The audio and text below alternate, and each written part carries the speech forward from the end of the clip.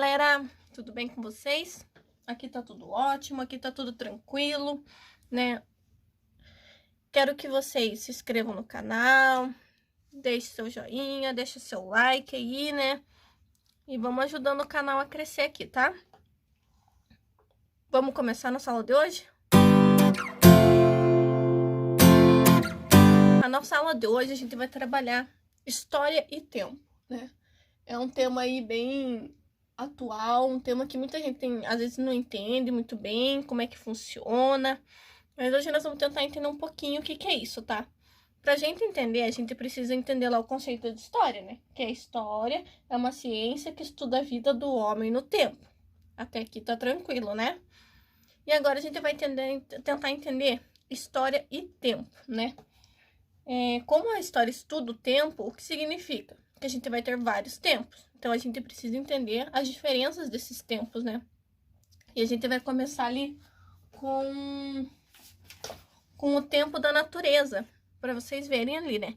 Que ela não depende das ações humanas, né? E ela se manifesta por meio de fenômenos naturais. Por exemplo, o nascimento de uma árvore. Não depende da ação humana, ela vai nascer de qualquer forma, tá? Isso vocês precisam ter em mente. É da natureza. Tudo que for da natureza não depende do homem, né? Nós vamos ter lá o tempo histórico, que é as transformações e permanências na sociedade ao longo dos anos. Nós já vamos trabalhar um pouquinho sobre isso aqui, tá? Já vamos entender um pouquinho melhor isso aqui. E nós vamos ter lá diacronia e sincronia. Meu Deus, que palavra difícil de entender, né? Vamos lá. Diacronia. Estuda uma sociedade ou fenômeno histórico através do tempo. E sincronia. Estudo de uma sociedade analisando os fatos que ocorreram ao mesmo tempo em outras regiões. Então, vamos tentar entender. Diacronia, ela vai estudar um fenômeno histórico através do tempo. Por exemplo, as 2 guerras mundiais que a gente teve. Vai tentar entender a sociedade através disso, como que a sociedade ficou com essas 2 guerras. A sociedade hoje permanece a mesma daquele período? É igual? Não é, né, gente? A gente mudou pensamentos, formas de vestir, a gente ainda está em construção, né, de conhecimento sobre tudo isso. A gente já sabe que fazer guerra é errado, a gente já sabe que tentar impor apenas uma raça é errado, né? Porque a gente estudou isso e sabe que isso é errado, né? E a sincronia, né, ela vai estudar os fatos que ocorreram ao mesmo tempo aqui e em outras regiões. Como exemplo, a gente tem a nossa pandemia aí, né? Assim como ela ocorre aqui em Ponta Grossa, ela ocorre no Paraná, no Brasil e no mundo. Então, ela está ocorrendo ao mesmo tempo aqui e em outras regiões também, tá? Até aqui tá tranquilo? Qualquer coisa, deixa aí as perguntinhas aí, que depois eu vou responder. Agora nós vamos tentar entender, né, sobre o tempo histórico lá, né, pra gente entender um pouquinho sobre isso. Vamos lá.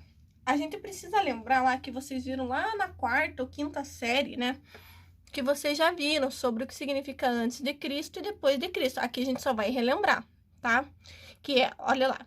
A gente precisa lembrar que datas anteriores ao nascimento de Cristo recebem uma abreviatura que significa AC, que é antes de Cristo. E datas que são posterior, depois, né, do nascimento de Cristo, né, elas vêm acompanhadas ou não da abreviatura DC, depois de Cristo. Hoje a gente usa lá, nós estamos no século 21, nós estamos no dia tal, vamos colocar lá, a data do meu aniversário, 3 de junho de 2021, a gente vai colocar depois de Cristo, a gente já não utiliza assim, né? A gente não pode vir ou não. Aí vai da preferência até como vem nos livros, tá?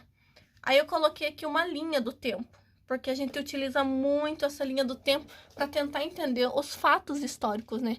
Então, aqui seria o marco zero, né?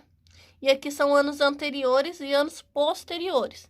A gente começa lá com ano 1, ano 2, ano 3, ano 4, até a gente chegar no século que a gente está hoje, né? E aqui a gente vai contar assim, tá? Então, anos anteriores a gente usa antes de Cristo. anos posteriores. Depois do nascimento de Cristo, seria DC, tá? E como que a gente vai entender para identificar um século? Como que a gente faz para entender? Porque, meu Deus, às vezes eu não sei como é que a gente faz isso. Não entendo. E eu tô vendo uma matemática aqui, eu tô vendo uma soma. Como assim matemática e história? Vocês vão entender quando a gente chegar lá no mundo egípcio, que a história vem antes da matemática, mas elas sempre caminham juntas como todas as outras disciplinas. Então vamos tentar entender lá. Como é que a gente vê um século primeiro, tá? O modo fácil de identificar a que século pertence a determinado ano é somar a 1. E é o número de centenas do ano. Vocês já sabem que é centena, dezena e unidade, né? Eu espero que sim, né? E vamos dar um exemplo lá. Coloquei 1996. A gente vai tirar esse 19 e vai colocar aqui, que é a nossa centena, tá? 19 mais 1, 20. A que século pertence? Século 20. Então, 1996 pertence ao século 20, tá? É um cálculo bem tranquilo para ser feito, né? Então, assim, 96 pertence ao século 20. No entanto, quando o ano terminar em 0, 0, 0, 0, vejam lá, 1900, 2000, 1800, 1700, 1500, tá? Eu coloquei como exemplo 1900, né? Temos uma exceção da regra. 1900, no caso, o 19 que está aqui, é o número da centena, ela vai indicar o século, que vai ser o século 19, tá bom? Tá tranquilo? Se tiver dúvida, vão falando aí, tá, galera? E nós vamos ter, né, a gente vai ter lá tá? Aí, nós vamos ter lá a contagem do tempo, né? O que vai ser lá na nossa contagem do tempo? Perdão, né? É que os seres humanos, a gente vai continuar ali na contagem dos séculos para vocês entenderem, tá? Nós vamos agora entender década, século e milênio. A contagem do tempo, ela foi feita pelos seres humanos, porque eles criaram formas para medir e organizar seu tempo, né? Como os relógios e os calendários estão aí para a gente entender, né? Como que dia que nós estamos, que horário que é, se é de manhã, de tarde, de noite, de madrugada, né? E os relógios atuais hoje marcam o tempo em segundos, minutos e horas. Nós temos um relógio solar aqui em Ponta Grossa, que fica ali no ponto azul, tá?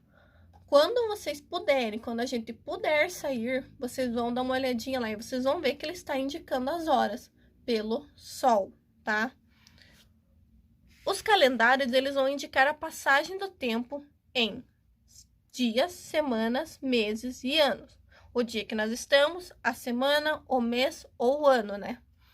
E ainda outras divisões de tempo que assinalam períodos maiores. Então, vamos lá.